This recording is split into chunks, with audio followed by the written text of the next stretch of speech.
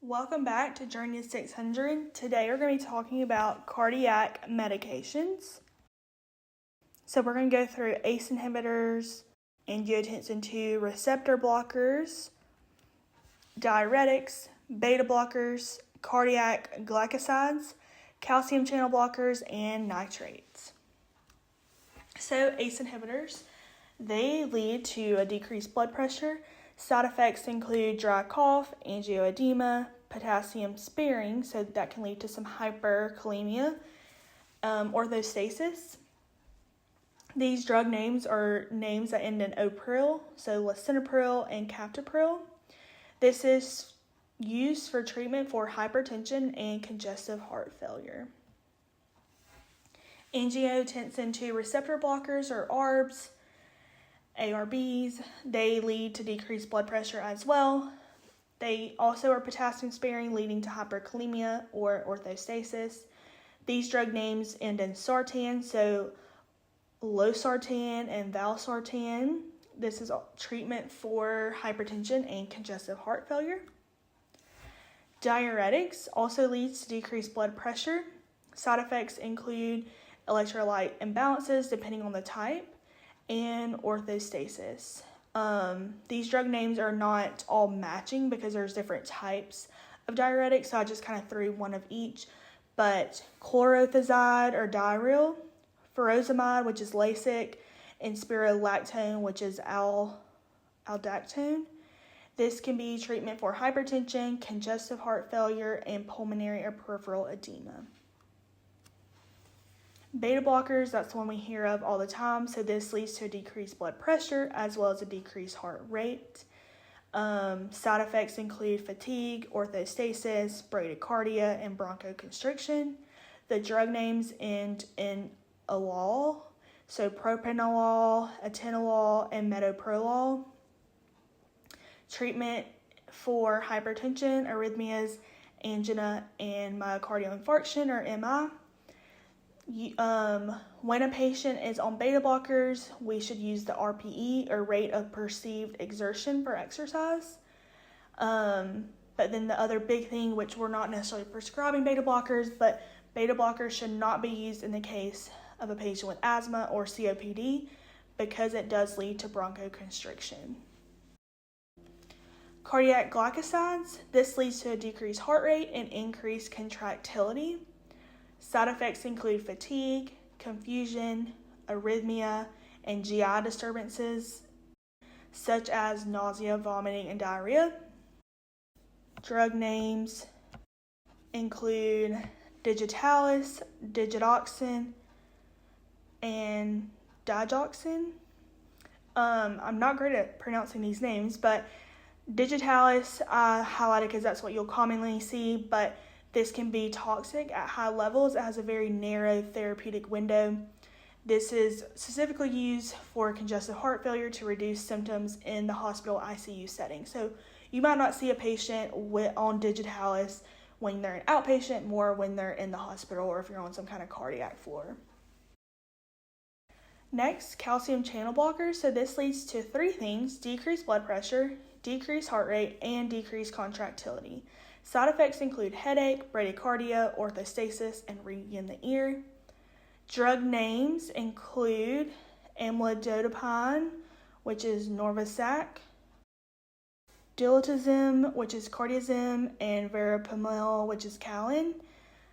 This is perfect for the patient that has both hypertension and arrhythmia because it's treated for hypertension, arrhythmia, and angina. So because calcium channel blockers also decrease the heart rate, we want to make sure that we're using the RPE for exercise, just like the beta blockers. Nitrates leads to vasodilation. Side effects are headache and orthostasis. So drug name nitroglycerin is for short-acting, short-term angina.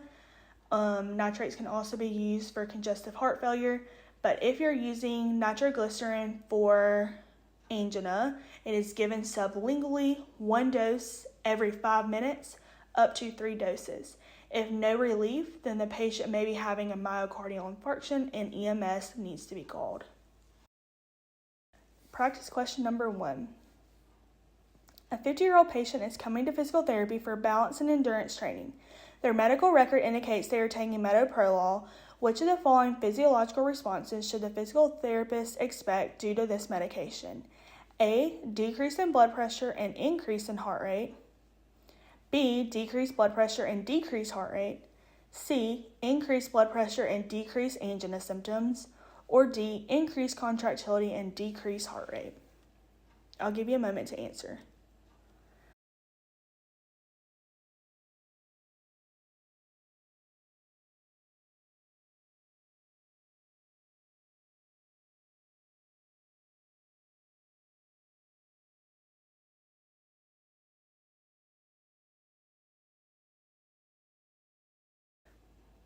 Please pause if you're not ready to review.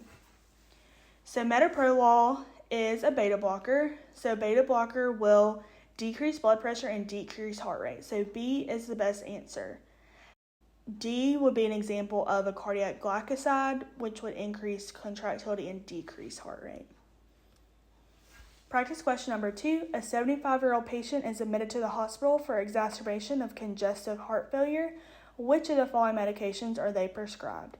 A. Metoprolol. B. Warfarin. C. Digitalis.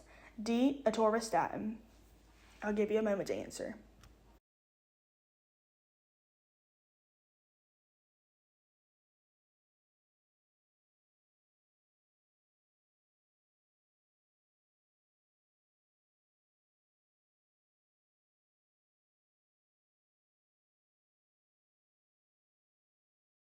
Please pause if you're not ready to review.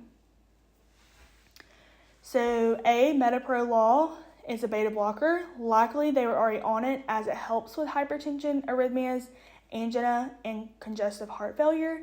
But although it is used for congestive heart failure, this is not the best answer. Let's keep looking. Warfarin is an anticoagulant to prevent clots. We did not talk about that in this PowerPoint, but you will see warfarin a lot as an anticoagulant and its indications for physical therapy.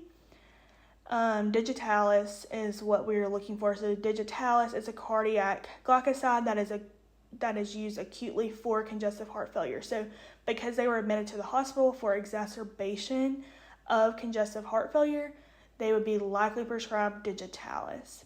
Atorvastatin is a statin that treats high cholesterol, so it was not D either. So C, digitalis, is the best answer. I wanted to give a little summary here on cardiac medication, so breaking it down by condition. So what treats hypertension? A lot of the ones we talked about today: ACE inhibitors, ARB, diuretics, beta blockers, and calcium channel blockers. Treating congestive heart failure is still going to be a good bit of them. It's going to be ACE inhibitors, ARBs, diuretic, and cardiac glycosides. And then treating arrhythmias will be beta blockers and calcium channel blockers. And treating angina and myocardial infarction is going to be beta blockers, calcium channel blockers, and nitrates. Thanks so much for watching. Don't forget to like this video, subscribe to our channel, and turn on notifications. See you next time on your journey to 600.